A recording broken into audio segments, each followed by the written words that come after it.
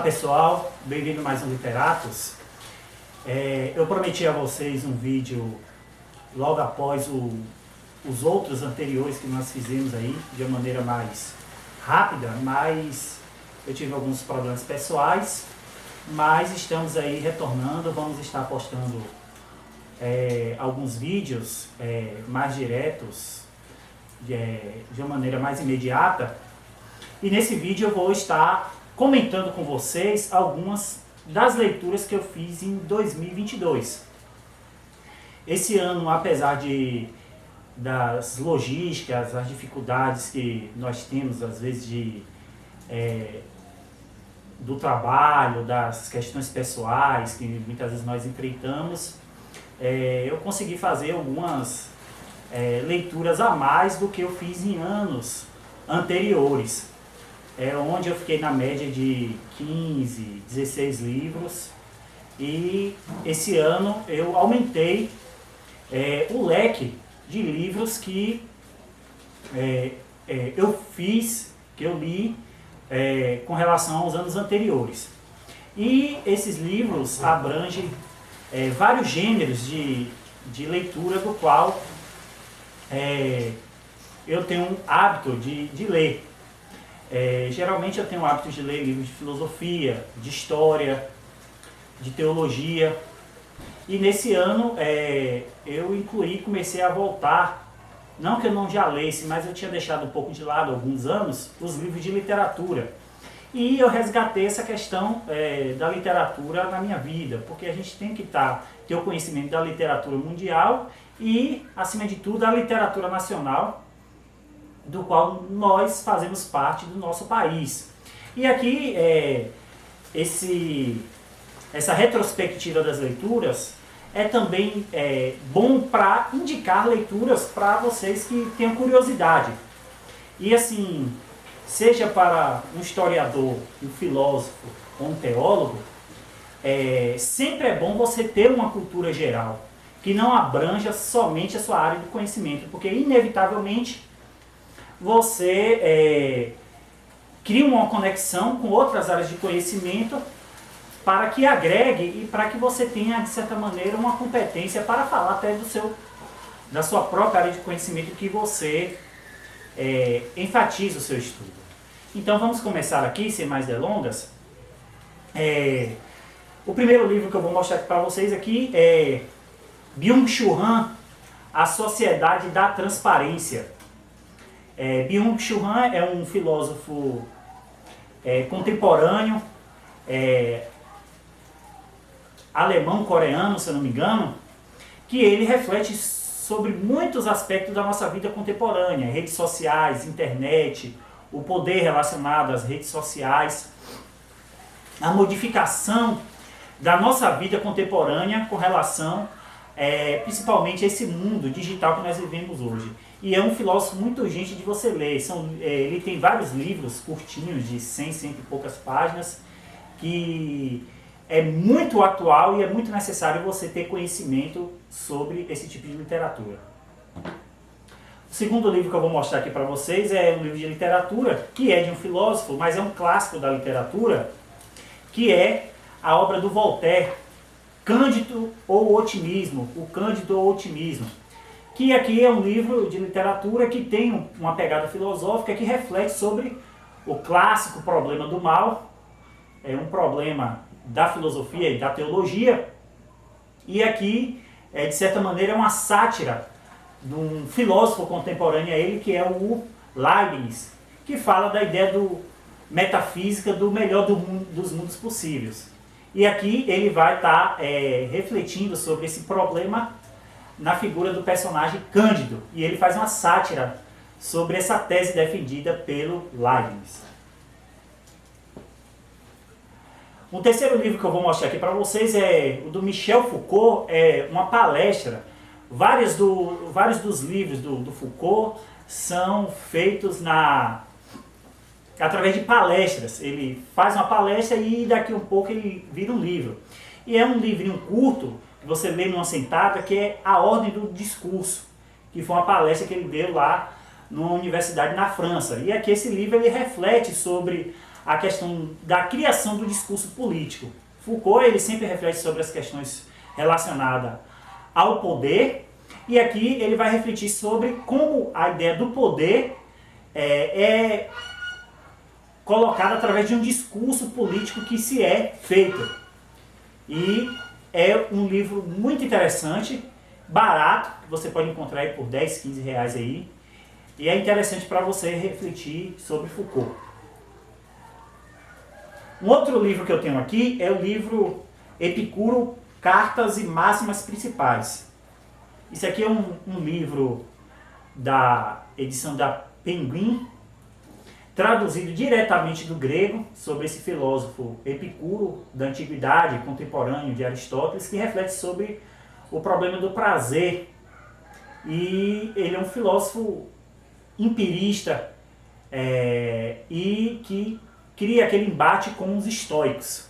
E aqui tem vários dos textos, se não todos os textos dele, traduzidos diretamente do grego, e essa edição é muito interessante porque ela tem um comentário de especialistas anterior aos textos do Epicuro e posteriormente também tem comentários sobre os textos aqui, que eu acho que é uma edição muito interessante se você quiser comprar, e barata, né, se você quiser comprar alguma coisa para começar em Epicuro, porque ele já tem uma introdução para você entender um pouco da sua física, da sua ética, e também tem um comentário complementar posterior.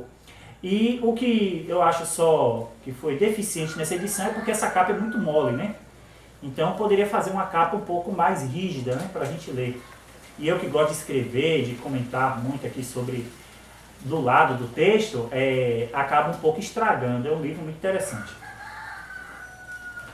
Um outro livro aqui interessante, aqui sobre sociologia, sobre antropologia brasileira, é um clássico que para muitos especialistas continua atual, que é Sérgio Buarque de Holanda, Raízes do Brasil. E aqui ele vai fazer uma reflexão, uma sociologia do Brasil.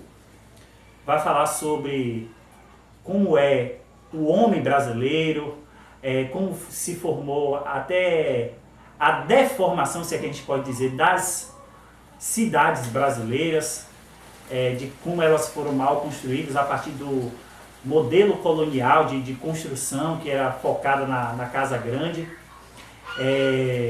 sobre o espírito, a alma do brasileiro. E se você quiser entender o Brasil, antes de você quiser uma leitura histórica, não precisa ir lá para o Gilberto Freire, né, que são Sobrados e Mucambos, Casa Grande e Senzala, Ordem e Progresso. Você não precisa começar por aqueles livros que têm um grande fôlego, apesar de também ser um clássico e ser interessante e ser necessário. Mas esse aqui é um livro interessante para você introduzir e conhecer o Brasil. Começando aqui por umas biografias, eu li a biografia aqui do Martinho Lutero.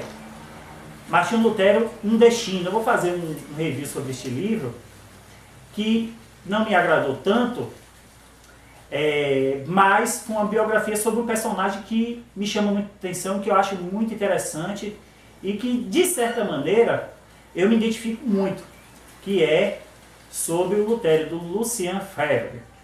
E aqui, se você quiser, é a biografia mais conhecida do Lutero, talvez a mais lida, em torno de 320 páginas de texto.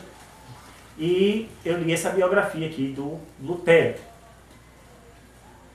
Um outro livro aqui, que é uma coleção de ensaios do Paulo Giraldelli Jr., A Filosofia como Medicina da Alma, que aqui é uma coleção de ensaios sobre vários filósofos, e esses filósofos dando orientação sobre o bem viver. Aqui você vai ter Epicuro, como já citado, você vai ter Santo Agostinho, você vai ter Michel Foucault e outros. E eu fiz uma compra na Amazon, estava barato, como eu tenho poucos livros do Paulo Giraldelli, eu peguei esse livro que estava mais ou menos R$10. E é interessante de ler. Esse aqui é para você colocar lá no número de leituras. Como é pequeno, né, você fala, eu já li mais um livro, né? Um outro livro aqui de história, de um autor, de uma pessoa que eu acompanho muito aí nas redes sociais e que eu admiro, é Marco Antônio Villa, Ditadura Brasileira. A democracia golpeada à esquerda e à direita. Já tem alguns reviews aí com outras pessoas sobre este livro. E dos livros que eu li, você tem a referência do Hélio Gaspari, que é os 5 volumes sobre o regime militar brasileiro. Talvez você não precise ler de início, se você se interessa pelo assunto, porque são livros de grande fôlego, apesar de ser clássicos da historiografia, apesar de o Hélio Gaspari ser um jornalista. Eu acho interessante você começar por esse aqui, se você interessa pelo assunto, né? Que é que ele vai trazer uma visão política, econômica, e vai de uma maneira bem linear, contando desde Castelo até o presidente Figueiredo, a história do regime militar. Se eu não me engano, é pouco mais de 400 páginas, e é um livro delicioso de ler, assim, a maneira como você lê e você não sente que está lendo, né? E é interessante aqui esse livro, Ditadura Brasileira. Um outro livro aqui sobre antropologia brasileira, sociologia brasileira, esse aqui do Roberto da Mata, O que é o Brasil. Esse livro aqui, o que eu poderia dizer? Ele é um resumo de outro livro que ele escreve, que eu esqueço o título aqui, que também é refletindo sobre o que é o Brasil. E aqui ele vai de alguns ensaios, claro que ele não vai explicar o Brasil como um todo, através de um livro pequeno, eu acho que não chega nem a 100 páginas, sobre a questão do carnaval, sobre a questão do autoritarismo brasileiro, sobre o que é a malandragem do brasileiro. E aqui é interessante que você também lê numa sentada, para você entender vários desses aspectos que identificam aquilo que é mais brasileiro do Brasil. Aqui é um livro que eu também já mostrei, na outra sobre a coleção Pensamento Moderno da Vozes, que é o livro Fenomenologia, que obviamente é um livro de filosofia do David Serboni, que vai falar sobre os principais fenomenólogos, que é Husserl, Merleau-Ponty, Sartre, e essa coleção, como eu já disse, muito interessante, que fala sobre a fenomenologia.